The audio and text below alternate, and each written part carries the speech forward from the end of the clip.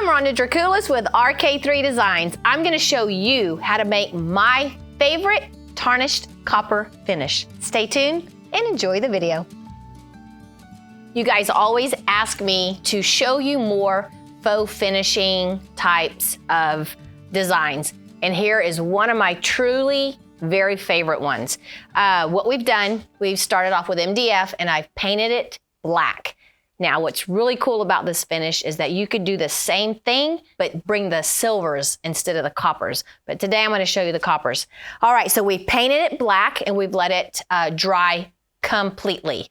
Now we're going to come in with my favorite metallic paint. There's a million metallic paints on the market. I love Modern Masters. It's my very favorite, super highly pigmented.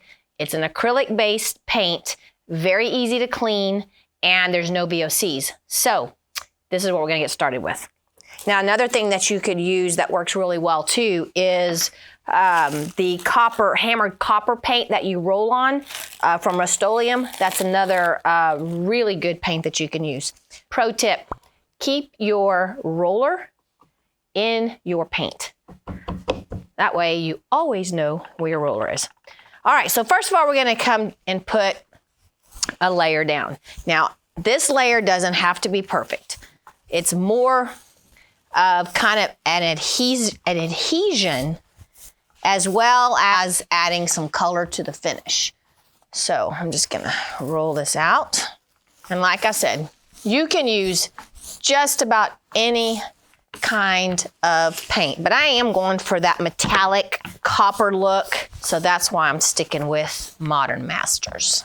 I'm not really worried too much about roller lines on this coat, and you'll see why in just a second. All right, so now that it's covered, while it's wet, we're gonna come in here with tissue paper. All right, and what I've done with this tissue paper is I've shredded the edges. I don't want hard line edges, all right? Then we're gonna come in and we're gonna just start laying this paper on the top of the surface. Just randomly lay it. I've kind of crinkled it up, but as you can see in just a second, it's not gonna really matter.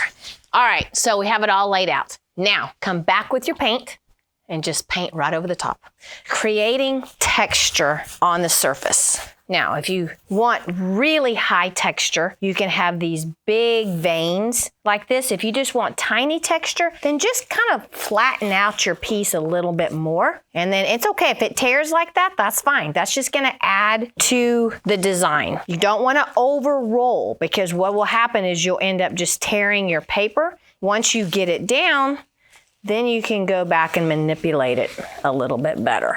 So you don't want to put too much paint to where you super saturate it first. And if you don't get adhesion like I'm getting here, just kind of tap it, let that start to kind of dry a little bit. And then you can go back and you can address those areas.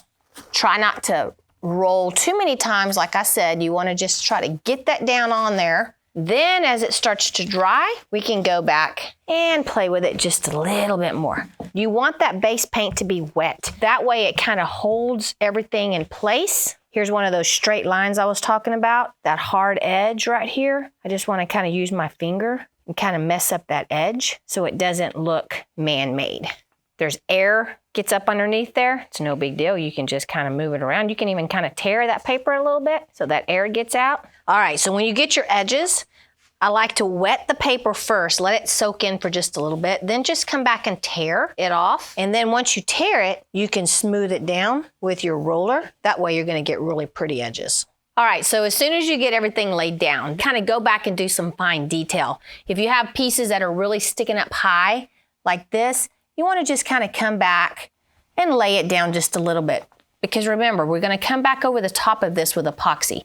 So if we have any really high areas, we're gonna have to put a couple of coats of that epoxy. I don't wanna go flat. I don't wanna mash it down flat. I still want that texture, but I don't want really high peaks. If you have folds like this, where you can still see, just make sure you get all of that area. And look at it from different angles, and you'll be able to see if you've missed anything with your paint. As soon as everything is painted, you want to make sure that you let this dry for 24 hours. Guys, I love that as I keep painting and doing my brush different ways, it's creating different texture. And our next step, you're going to love, because we're going to be coming in with some glazes and it's going to make it look so different and so authentic. When you're creating this finish, you want to make sure that you use a thin piece of tissue paper, not too thick. You want to be able to cause some texture. Use a high quality metallic paint. You don't use too much paint. Too much paint is going to cause your tissue paper to clump and tear and becomes a mess. Don't overthink it. Let creativity happen. Let the pattern develop on its own. And the last thing, don't overlap your tissue too much. You don't get good adhesion. Okay, it's dry. I can run my hands over it and nothing's coming up. So we know that it's totally dry and that's what we want. So now what we're gonna go do is the fun part. We're gonna start adding some glazes. I'm gonna start with my favorite glaze. And I've used it for years when I was a faux finisher, and it is by General Finishes, and it's their black. I love a pre-made glaze. It makes my job super easy. But guys, there are so many different ways to make glazes. So you don't have to be limited in something that's already pre-made. Now, Lowe's also has a antiquing glaze that's really, really good. So you don't have to use General Finishes. You can go to the big box store and get you that one. We're gonna just start painting this on. Now, glazes are meant to have a long open time. That's basically what it is. It's giving you the ability to push color around on a surface. All right, so now I'm gonna start removing. It's almost your preference how much you wanna pull off. I like using shop towels better than paper towels. Gives a little bit smoother finish. And you can remove in a way that also creates texture. So I'm just kind of pouncing as my paper towel starts to absorb. I'm gonna change so that I get a clean surface each time I dab. Now, if you want it to be really tarnished and really worn, then you can just tap and keep it really dark. Now, you can also come in here and you can rub off a lot more depending on what look you're going for and bring more of that copper back out. So it all depends on what look that you're going for. Now, you want to keep a wet edge, all right? You don't want to make it totally dry, because then you're going to see that line as you start to blend everything together. So if you see, as I come back, I'm not coming back right here on this line. I'm coming back over here, and then I'm working back to where I overlap my dry line. Some glazes have a long open time.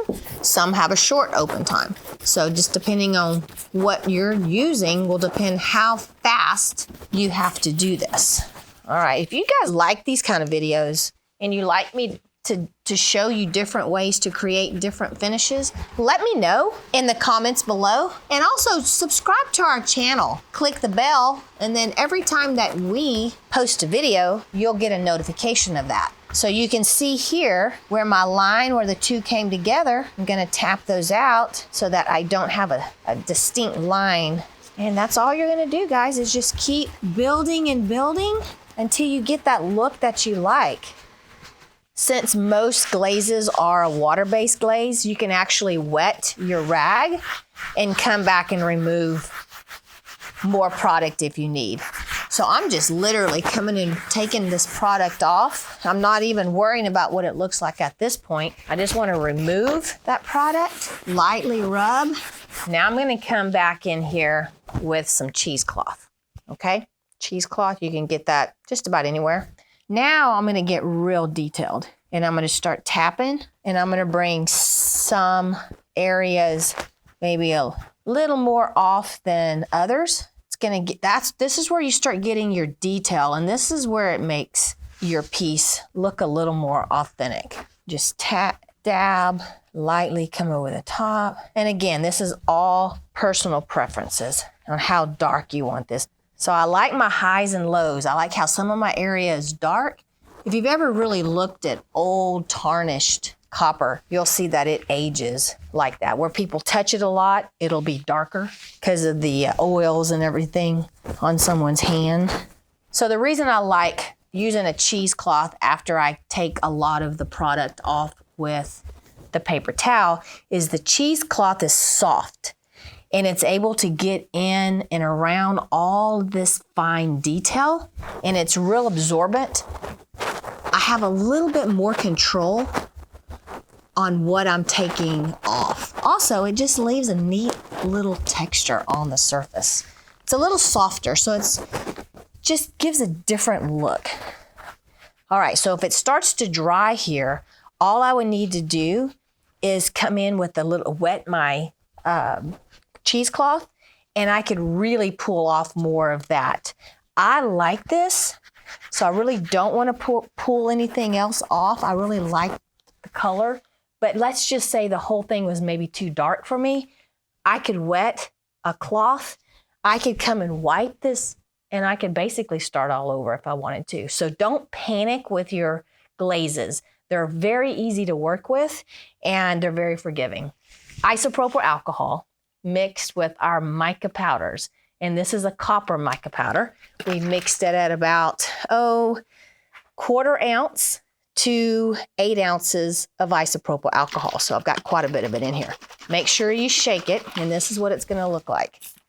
So that's what that is, okay? So that mica powder is suspended in that alcohol. All right, so I'm gonna come over the top of this, and I'm just gonna start kind of spraying that.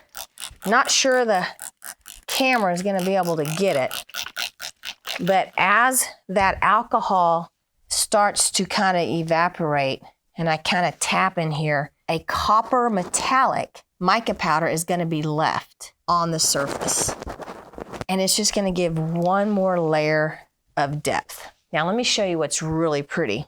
Let's go to this one area. If you really want some drastic look, I guess, I'm gonna come back here. I'm gonna add a little bit more glaze. And I'm gonna take a little bit of that off, but I'm not gonna take it all off. I'm gonna leave it kind of thick, okay? Now, watch what happens now when I hit it with the copper. So now I'm actually creating a little bit of a design. And if you like that, you can actually leave that because it almost looks now like it's hammered. And I really do like that. I think I'm gonna add that to a couple of more places. Now I don't wanna do the whole thing like that. So you see how much I'm leaving on there? It's a lot darker than I had it. But watch this. Come in, always shake it. Look at the design that the alcohol is leaving with my. Now you don't want that to dry too much. You want to come back in pretty quickly and start tapping it to give that hammered look. Oh yeah, I like that. Okay, y'all getting excited like I am?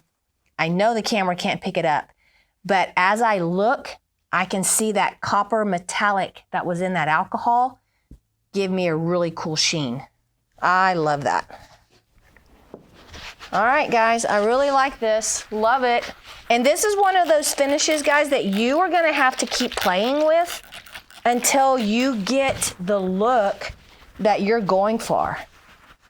And the more you play with it and the more that you kind of have little areas look a little different than other areas, the more authentic.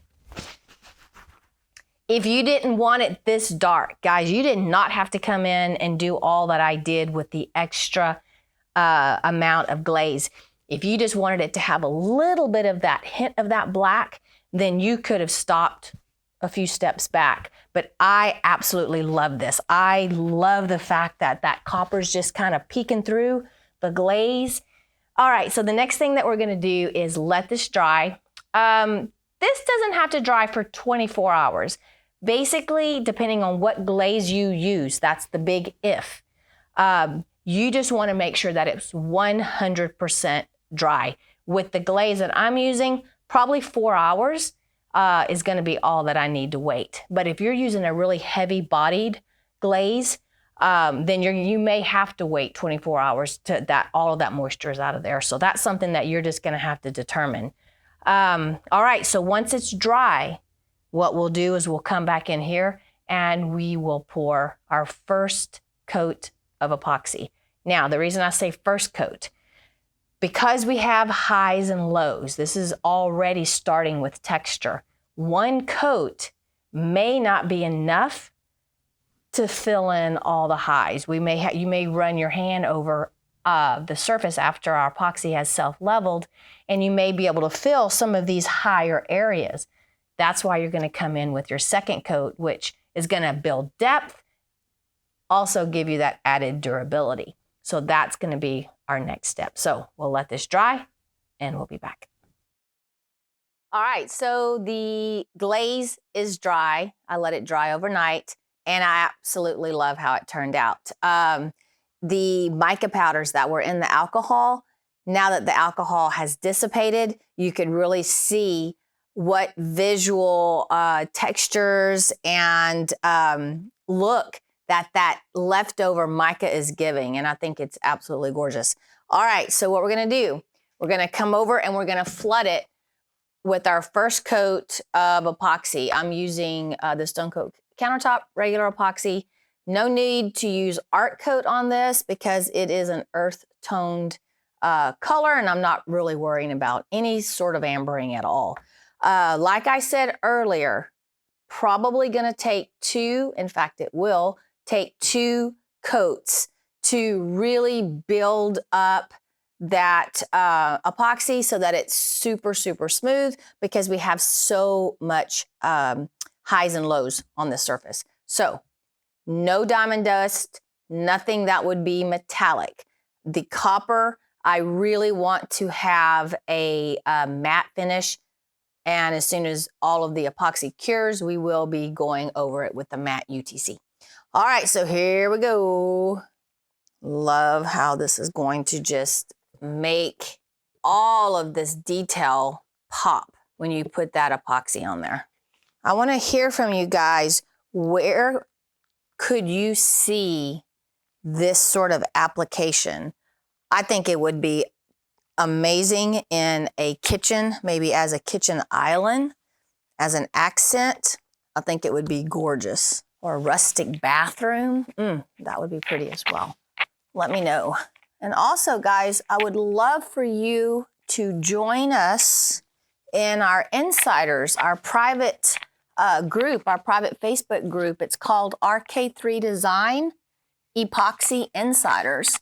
And it is growing by leaps and bounds. And we would love to have you join us.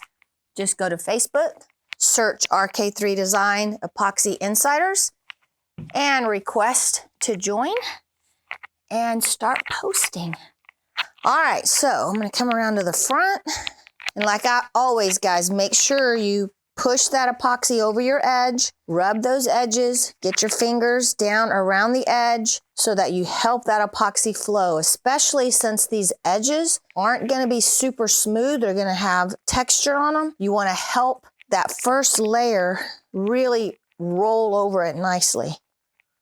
Now, actually, as I do this, I'm noticing I really don't have a lot of highs that are super high that I see coming through my first layer. A couple of pieces.